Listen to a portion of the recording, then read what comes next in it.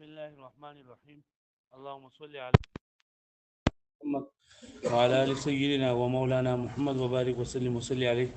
رب زدني علما، رب اشرح لي صدري ويسر لي امري واحلل عقدة من لساني يفقهوا قولي. نمنګه احوال متعلقات الفعل دا ذکر کوو. پای کې منګه د مفعول دا کم ځای کې به مفعول جندا به حذف کو، په کم ځای کې به ذکر کو. هغه خبره تر مونږ ویله نن سبق کې منګه وجوه تقدیم المفعول، یعنی د مفعول له مخکې کېدو وجه ذکر کو چې مفعول به کله مخکې کېږي. نو پای کې نه ولې ذکر دا دی چې مفعول به هله مخکې کېږي چې کله مقصود هغه په تعیین کې د خطا رد کولی. مطلب دا کنه چې لکه د دې لپاره د مفعول به یا جار مجرور دا مخکې کولې کېږي یا مفعول فيه هر څونه چې متعلقات د فعل دي دا دې لپاره مخکې کېږي چې په دې تعیین کې خطا را نشي، په تعیین کې خطا را نشي. لکه یو انسان دی دته دا پته ده چې ته یو انسان پیژنې، خو لکه هغه انسان څوک دی، عمر دی، زید دی، بکر دی، نو ته زید نه عرفتو چې زید نه عرفتو، یعنی زید څه پیژنم. نو زه خدا دا شته چې لکه دې ته د عمر پیژنې کا زید پیژنې او کا احسان پیژنې څوک پیژنې، نو دلته دا مفعول به دې لپاره مقدم کړی دی چې دا تعیین کې خطا را نشي. او یا دا چې لکه انسان دا وي چې لکه د زیدون پیژني، عمرون پیژني، بکرون پیژني، نو الاولې مثال د قصر قلبي او د دویم د قصر افراد لپاره مثال چې لکه یو سره چې د زیدون پیژني، عمرون پیژني، بکرون پیژني، نو ته زید نه عرفتو چې زه ګوره صرف زید پیژنم بل څوک نه پیژنم. پوه شئ؟ نو دلته کې په تعیین کې د خطا نه د بچ کېدو لپاره مفعول یا متعلقات د فعل چې څومره دي د مخکې کېدی شي. وګورئ ورته بیا ځو وتقديم مفعوله او تقديم د مفعول لفعل، یعنی د مفعول د فعل د مفعول بمخکې ونحوه او په مثل لري باندې په مثل لري که مفعول او جار مجرور او ظرف او حال او کوم چې مشابه دي په دې فعل باندې ولې مخکې لرد الخطا فی التعیین د پاره د دې چې په تعیین کې د خطا رد راشي. مطلب دا کنه چې په تعیین کې د خطا نشي. فقولك زيدا عرفت لمن اعتقد انك عرفت انسانا واصاب في ذلك. واذا دا چر پر ولګي چې یو کس دا اعتقاد دي چې ته یو انسان پیژنې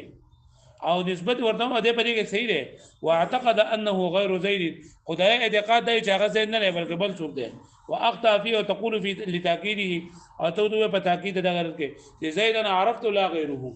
زيدا عرفت لا غيره دا قصر قلبي لپاره مثال دی. سره لپاره مثال دی د قصر قلبي لپاره. نه په قصر قلبي کې به ان شاء الله په دې پس جبل باب دی بای کې قصر را روان دی. قصر قلبي قلبي اضافي قصر حقيقي الګ بیا وای نو الګ د قصر قلبي د تعین لپاره الګ لا غیره راځي. نو مطلب دا چې زید نه عرفت لا غیره، زه صرف زید پیژنم، د زید نه علاوه عمر نه پیژنم، بکر نه پیژنم. وقد يكون لرد الخطا في الاشتراك او کله کله دا راځي د پاره د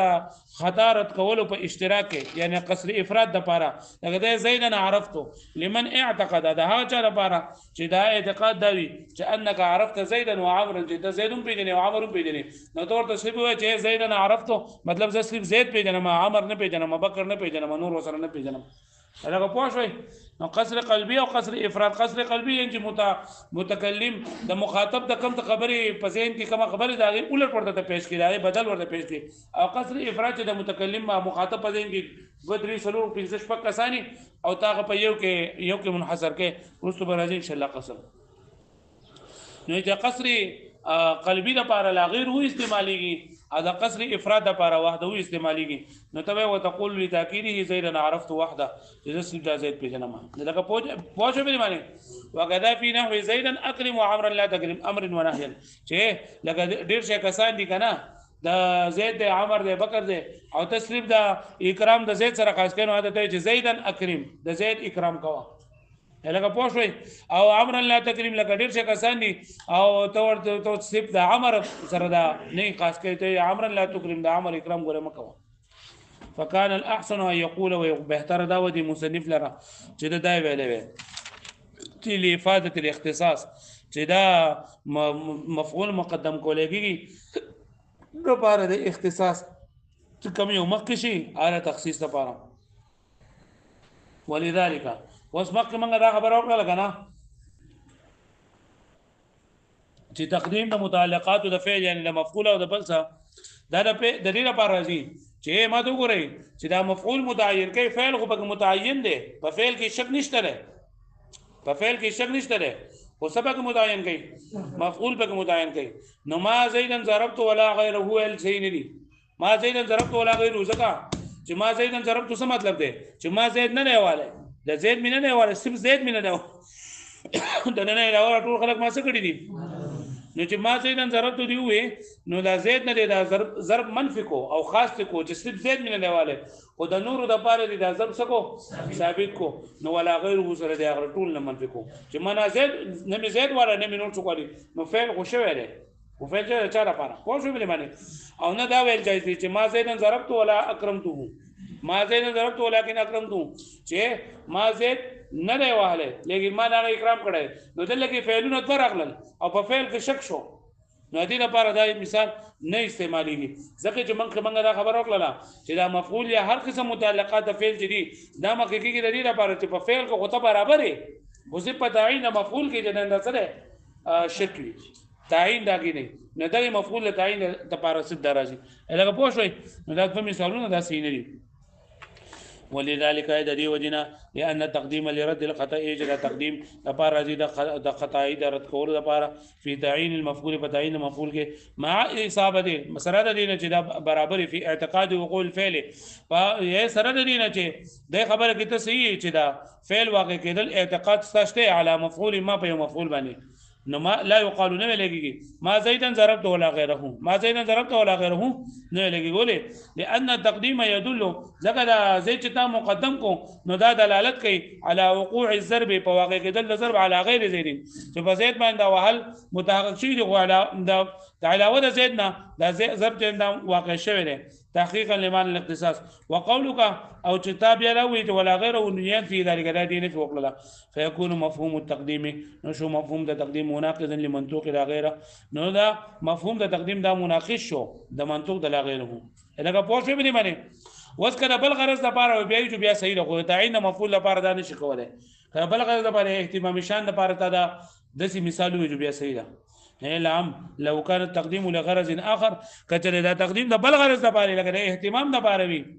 غیر تخصیص علاوه تخصیصنا نو اجازه بیا د جایز د ماضی د ضربت ولا غیره وکذا زید ضربت وغیره لکه پوه شو به باندې نو دا مثال صحیح نه ده ځکه چې د ماضی نن سره تا د زید علاوه د نور د پاره د حساب ثابت کو د چند منفي کو او بلا غیره کې داغونه منفي کو نو فعل واقع شوه ده پوه شو به باندې ولا ماضی نن ضربت ولكن اکرمته دا مثال ویم نه لسی ولې نه لسی لان مبنى الكلام ذکر مبنى الكلام ليس على ان برمانه ان الخطا واقع في الفعل چې خطا واقع شي په فعل کې بانه الضرب چې دا ضرب دی حتى ترده چې ته واپس کړه الى الثواب ثواب بیان الاکرام چې د اکرام دی وانما الخطا في تعيين المضروب وخطا په تعيين المضروب کړه فالثواب ان يقال نو بهتر دا ولې لسی ما زيدا ضربت ولكن امرا لکه پوه شو به معنی پرې خبره باندې پوه شوي اوس بل مثال ذکر کړي چې زیدن عرفته تاسو پرې دغه کې دا ویلي دي کنه ما أزمر عامله على شريطة التفسير ولا لا كنا ما أزمر عامله على شريطة التفسير نو زيدن عرفته كتدسي وې چې لدين مخ یو زید جنن دا مقدم ده دا یو فعل جنن دا مقدم ده عرفت زيدن عرفته نو کبدي مثال د دې سوې چې دا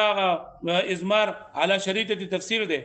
پوجو یعنی دا فعل د مفعول دا فعامل حذف کړل شوی دی په دې د پاره چې ورسول لري هغه تفسیر روان دی لکه پوجو باندې نو کدا راشي نو بیا مفسر او تفسیر په پیوځي کې راشي نو یک چرته زیدن عرفته ک بدی کې ته فعل مخ مقدم وګڼي نو بیا پکې دا د تاکید د پاره راشي او ک فعل ته مخ مقدر ونه غړي نو بیا بل ازین چې مخ شوی نو دا بیا سره پاره د تخصیص ته پاره وي لکه پوجو باندې